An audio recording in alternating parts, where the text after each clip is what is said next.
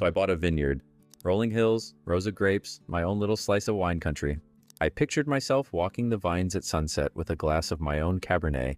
I thought I was buying a lifestyle. I was buying a very patient, very expensive science experiment. I told my friends I was becoming a winemaker. They pictured me swirling glasses at golden hour.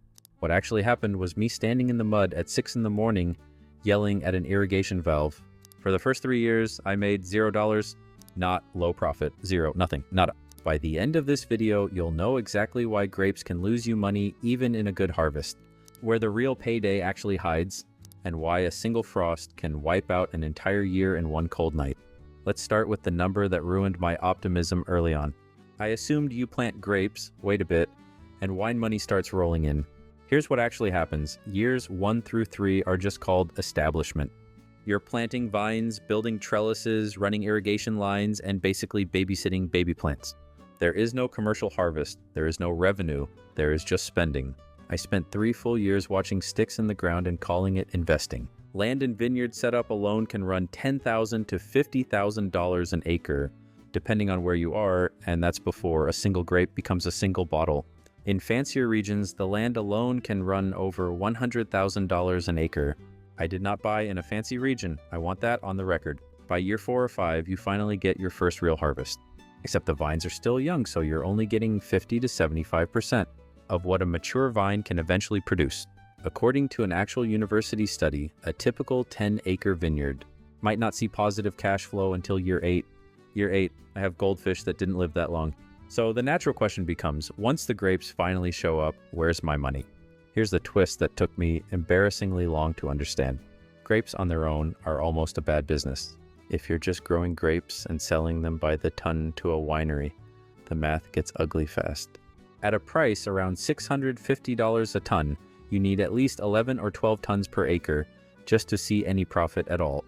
Below that yield, you're in the red even with a technically successful harvest. And if the price per ton drops to around $550, there is no yield high or low that saves you. It's a loss at every level. Let that sink in. You can grow a perfectly healthy crop of grapes and still lose money on paper. Nobody warns you about this part. Everyone shows you the vineyard. Nobody shows you the grape price spreadsheet. I found out about this the way I find out about most bad news, which is far too late to do anything about it. So growing grapes to sell as grapes is basically a bad deal, dressed up in beautiful scenery. The real money isn't in the grape, it's in the bottle. Once you turn those same grapes into finished wine and sell it yourself, the economics flip completely. Gross margin on a bottle of wine commonly runs 30 to 50%. And if you sell it directly to customers through a tasting room or a wine club, instead of through a wholesaler or distributor, you skip a bunch of middlemen entirely. For small producers, direct-to-consumer sales can make up over 70% of total revenue. So I stopped thinking of myself as a grape farmer. I started thinking of myself as a hospitality business that happens to grow its own raw materials. My tasting room isn't a nice bonus. It's the actual engine of this entire operation. Every wine club membership, every weekend tasting fee, every bottle sold at the counter is worth dramatically more than the same grapes sold in bulk to some anonymous winery down the road.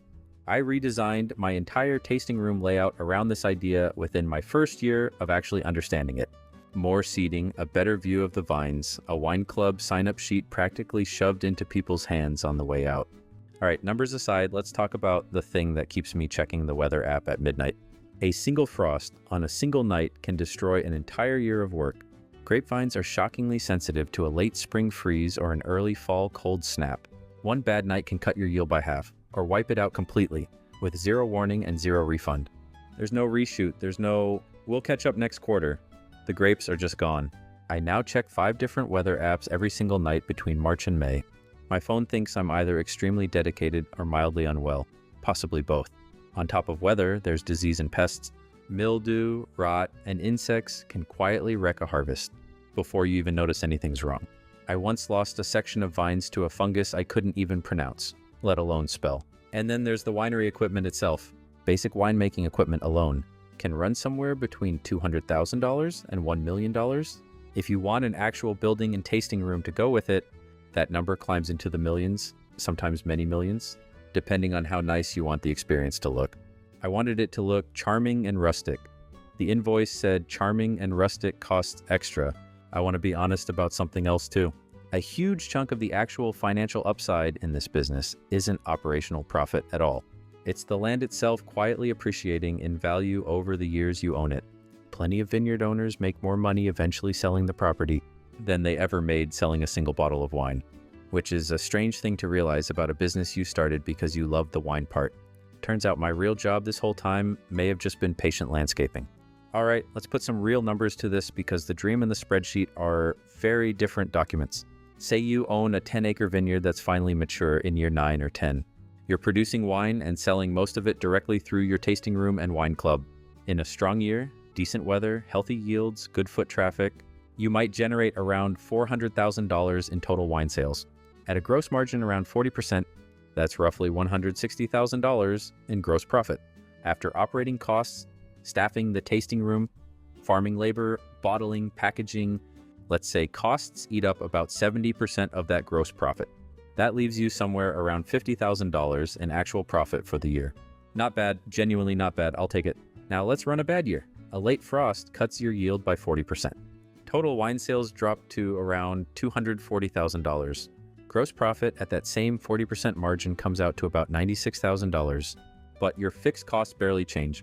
The tasting room still needs staff, the land still needs care. After those same costs, you're left with next to nothing, maybe a few $1,000s if you're lucky. I have personally paid myself less than my part-time tasting room staff in a bad year. That's a fun conversation to have with your own accountant.